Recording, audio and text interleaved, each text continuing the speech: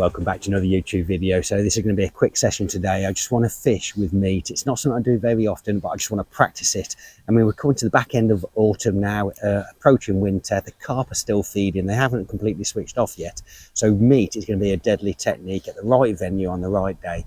So I'm going to show you how I approach it, how I fish with meat, and hopefully we're going to catch a few carp. So let's get to it. Okay guys, so let me show you the rig really quickly. Dead simple this. I'm fishing for carp, so quite robust. So I've gone for a 13 to 14 hollow elastic on. Like I say, I'm fishing with meat, fishing for carp. It's going to be absolutely ideal. Got a little pot on just for potting in the pieces of meat. Down to the line, main line, I've got a 0.19mm diameter main line. Float, I've got a 4x14 float. I've got 4 foot of water, so 4x14 is absolutely ideal. All the way down to the shotting pattern, so I've got a tapered shotting pattern here, all the way down to the hook length, and I've got a 0.16mm diameter hook length to a size 16 hook. Now when I'm fishing meat, I would normally fish especially in the margin, I fish a size 14 hook, but because we've had a lot of cold weather, I don't know how the fish are going to be. I thought I'd just go with a slightly smaller hook, but obviously as I start catching, if I'm catching regularly, or if I'm losing them and the hook's coming out, I might then up that to a size 14, but I'm starting off with a size 16 hook. So that's the rig, dead simple. It can't get any easier than that. Now let's get to it. Okay, so in terms of the meat, I mean, this is it. I've just got 1 tin of meat. I mean, this is all I've got today. 1 tin of meat, and I've diced them up, cut them up into roughly 6mm diameter pieces of cubed meat. Now I don't use a meat cutter, some people do, but I just don't find it necessary. I mean, I know roughly what 6mm is, and that's what I cut them to. Sometimes I might want a slightly bigger one on, or slightly smaller, but most of these are going to be at 6mm in terms of the squareness. So like I say, I don't use a meat cutter. I just use them, get my piece of meat out the tin, put it on a chopping board, and I cut them up to the eye, and that's what I'm left with, and absolutely perfect. I don't prepare them any other way. Some people do put them sort of boil the fat off, but I just don't. I just take it straight out of the tin, cut them up, and I put them in a bag. And the reason why I put them in a bag, it just keeps them a little bit more fresh, stops them drying out, especially if it's a warmer day, and that's how I prepare it. It's dead simple. And that's all I've got today, 1 tin of meat, and I'm going to catch a few carp with that. Okay, so let's get started. I'm going to show you guys that fishing meat at this time of year is actually a good technique. So, a good bait to choose. So I'm putting 3 pieces of meat in the pot. Just going to ship out, fishing 4'2" today. Find the far bank marker. Got a marker joining my pole sections on my leg of my box. Find the far bank marker, pop those in. I've got quite a few leaves on the surface today, so I just got to avoid those. And let that drop through, and just hold that up, let it straighten out and drop it in. Just before, probably the last sort of 12 inches, and I just drop that float in. So basically I am fishing on a slight slope. It's not massive, but again I just like to swing it out past the swim, swing my bait out past the swim, and then just let it drop through, and drop the float in. There we go. Look at that. That didn't take long at all. It's not going to be a big fish.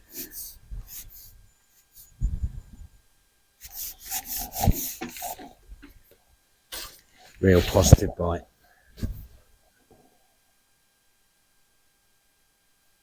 So it wasn't going to be a big fish, but that just decided just to shoot out, but not really stripping any elastic back yet. Take a little bit now. I think we've got ourselves a nice little carp. There we go.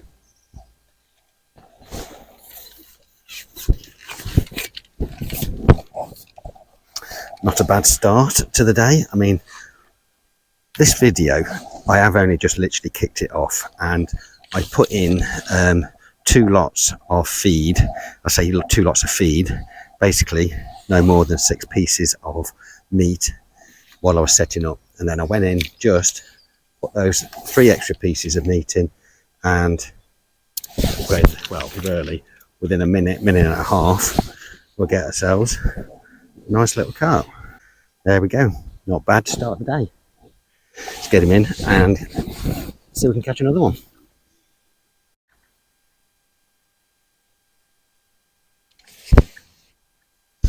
Okay, so we just had that carp. So again, I've got a piece of meat on the hook. I've got 3 pieces, no more, of meat in the pot. Just gently ship out. I don't want those bouncing out. Just going to find that far bank marker. I've got the section of my pole where my leg of my box is. Pop those in. I'm just going to flick that out. Like I say, I've got a bit of a slope. I'm going to hold that up, just let it straighten up a little bit. When I think it's got to around the last 12 inches, just going to drop that in. And there we go. So it's quite a cold day today. We've had some cold temperatures at night. I've got 4 foot of water and I think that's where they want to be. It does shallow up here in this peg. As it gets closer to me, I mean, in the margin, I had a quick look because it is something I might do later and show you another video in the margin later on. But that'd be it for another day. Like I say, it does shallow up, and I think I had around sort of 18 inches right in the margin. So maybe later in the day, after I've had this session, the fish might come in. But that wind's picked up a little bit now as well. When I first set up, there was no breeze at all. So I'm going to see now just how long it takes to get that next bite. That first bite came really quick. I was actually quite surprised. And like I said, I hadn't been fishing. It was literally, I was just set up. I'd put in 2 lots of feed, so 3 pieces of meat, about 5 minutes apart, 5 to 10 minutes apart, while I was setting up. And then I went in, put in 3 more pieces, and I had a bite. I think it couldn't have been no more than a minute and a half, 2 minutes max. Wasn't timing it, but it was a quick bite, real positive. But like I say, we've had some cold nights, so I just wanted to find myself 4 foot of water. I wanted to fish a little bit closer, and it's quite possible the carp will still come in closer. But I wanted to find 4 foot of water, which I think is a comfortable depth when you got these sort of lower temperatures.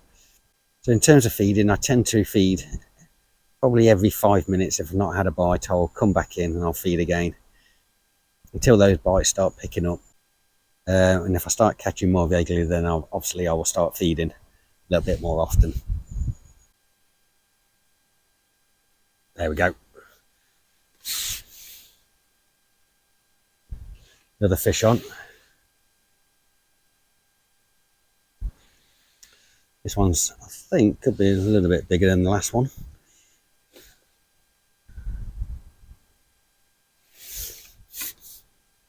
Oh, come off. Come off.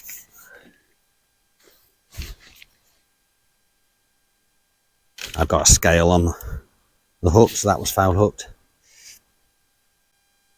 Okay, so I've just gone and lost that fish. So another piece of meat, literally just hooking it through the corner of the cube of meat. 3 pieces of meat in the pot.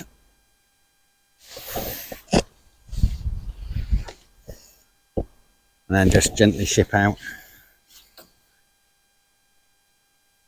So that last fish, that last bite I had, that one that I lost, that bite probably came, I'm going to say it was around 5-6 minutes. Just pop those in, find my marker. So yeah, that bite came about 5-6 minutes.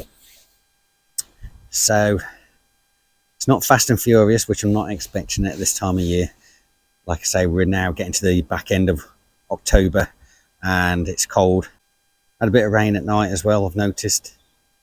So that float, oh, that float was holding up. Look at that. It took it on the drop, and that is what I was expecting. It was just being held up then. I just couldn't work out whether I'd just caught a leaf or not.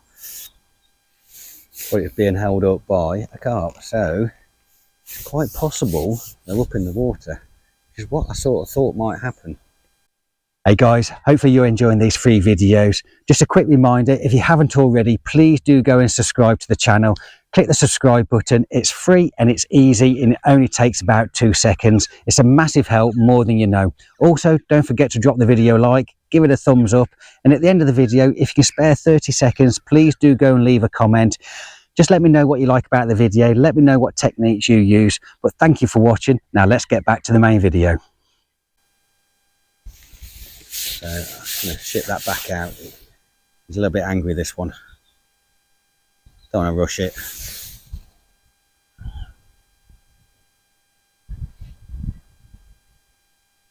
We're going to keep that pole down.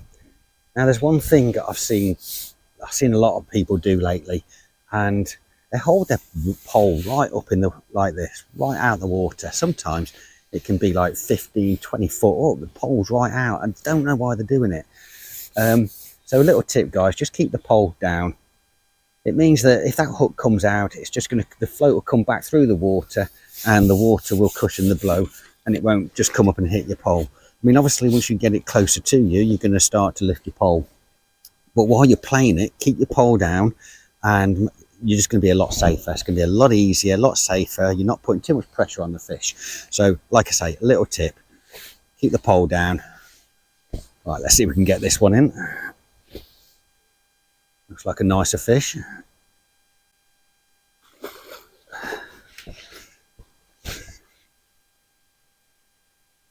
Okay, let's see if we can get this one in. There we go. Oh, just about goes in.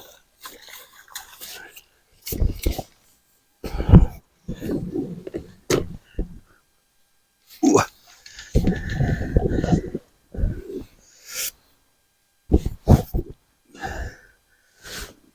And there we go. Proper unit. Proper unit. This one, I'm going to say, is... Oh, come here. Right, it's angry, I know that. Come here. Right, let's see if I can turn him round.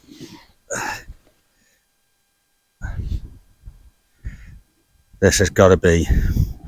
I don't know, it's... definitely close to double. I don't think I'm going to be able to hold this one up, guys. But let me see. Look at that. Absolutely proper unit. Lovely fish.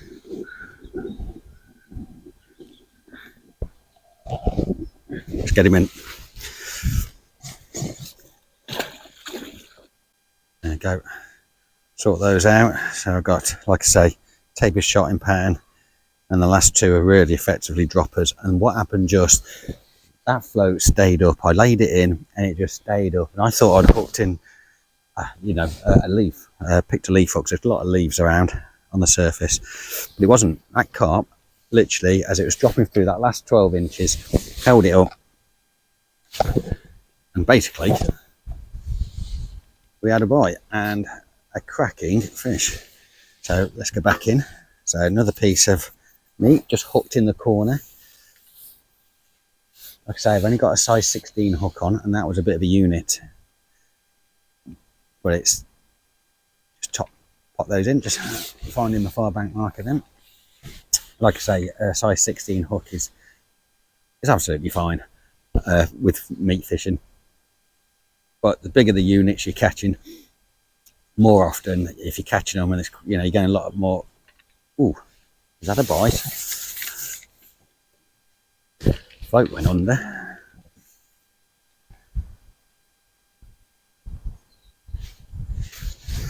Right, let's do that again.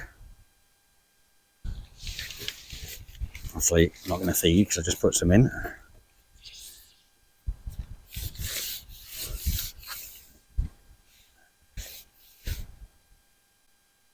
Hold that up. Drop it in as it gets closer. That's interesting. How that float went under then really quick, which tells me I might need to come shallower. Like I say, I'm not surprised if the fish are up in the layers at the moment. So I've been fishing now for, I'm going to say, it's definitely no longer than, yeah, I'm just coming up to 20 minutes, and that includes me messing about. talking to you guys. But 20 minutes and I've just had 2 carp. I had one really quick, had to wait for that big one. By the time we played it, got it in, yeah, about 20 minutes has passed by. So, and that first carp was, oh, just had a bite. There we go. That's a small fish. Wonder what that is. Oh, skimmer. Little skimmer. And there you go. It's not just carp you're fishing for. It's pretty much anything. Got a leaf off him. Look at that. Catching skimmers on meat. So again, another little bit of meat. 3 pieces of meat in the pot, and the reason for 3 is because I think you can overfeed. I mean, in the height of summer and you're catching carp in the margin, maybe you could probably feed a lot more, but like I say, we're at the back end of October and I'm just feeling my way into this session. Don't want to overfeed, and I think 3 pieces is a good number. It keeps them interested, and also you don't want too much feed. I mean, meat is probably, no doubt, I mean, we all eat ham and what have you, and it's a filling meat, right? You eat it, carp and get fill up on it as well, and you just don't want too much in your swim. So small and often is what I would say. There we go, another one. I think that's another little skimmer. It is. So skimmers have moved in on my meat.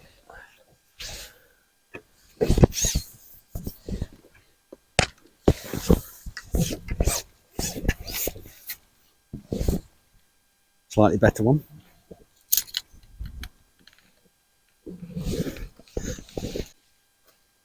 And even though really more often than not you're after the carp when you're fishing with meat, you've got to be mindful that lots of fish like meat. I mean, you can catch a decent roach on it, tench might come on it, pretty much everything really will have a go at it. So it's not just the carp you're after.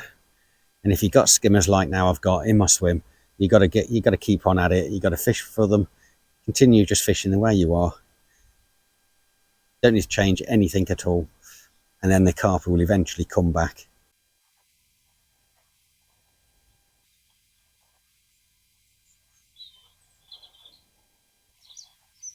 There we go. Right, I was just about to lift it out because of those leaves in the way of the float, and I saw it go under just behind the leaves. At first I thought that might have been a skimmer.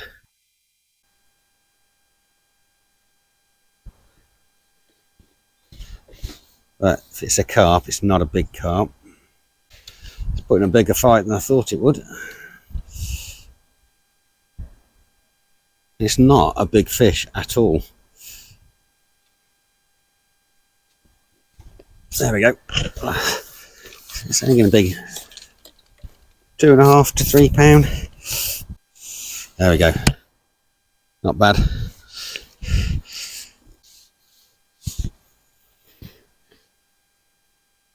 Just going to put those in, find my far bank marker, flick that out. There we go, got an indication straight away. There we go. I'd say that is, I don't know what that is.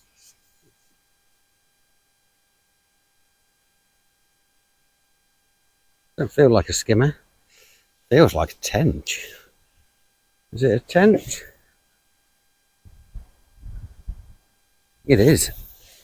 Look at that little tench. There we go. Just put this down.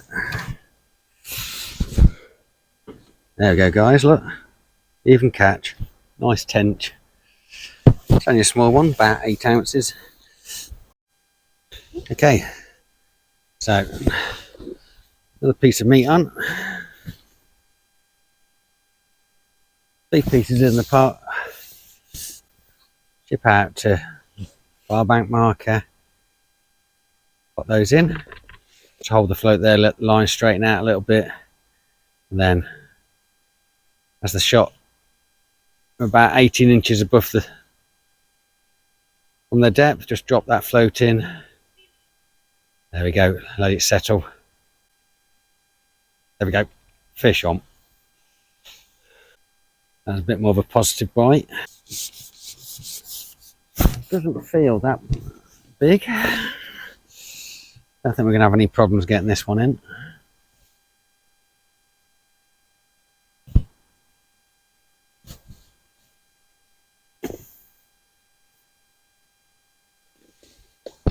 There we go.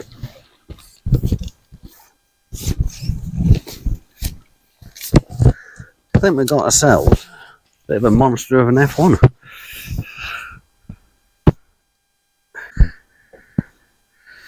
There we go. Nice fish. We'll get him in. So pretty much caught everything today. I think I've had some skimmers, we've had tench, we've had some carp, mirror carp, common carp, F1, pretty much everything. So it goes to show, fishing meat, you don't know what you're going to catch, but you're going to have a good day. Let's get another piece on.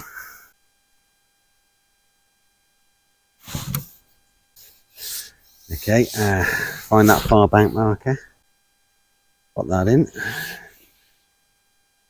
flick the rig past. So just becomes a routine. There we go. So play this one nice and gently. So I'm going to make this one my last one, guys. So like I say, if you've never been out fishing with meat before, give it a go. Dead simple. So guys, hopefully you've learned something and you've enjoyed this video. If you haven't already, please do go and subscribe to my channel. It is free and it's easy and it only takes 2 seconds. It's a massive help, more than you know. Also, don't forget to drop the video a like. And if you can spare 10 seconds at the end, please do leave a comment. Let me know how you fish with me. Let me know if there's anything I can do that will help me catch more fish. But guys, let's get this one in. Let's see if we can get his head up. There we go. Nice fish to end the day.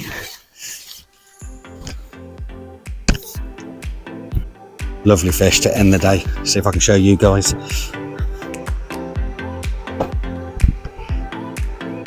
Look at that. Lovely fish. Let's get him in.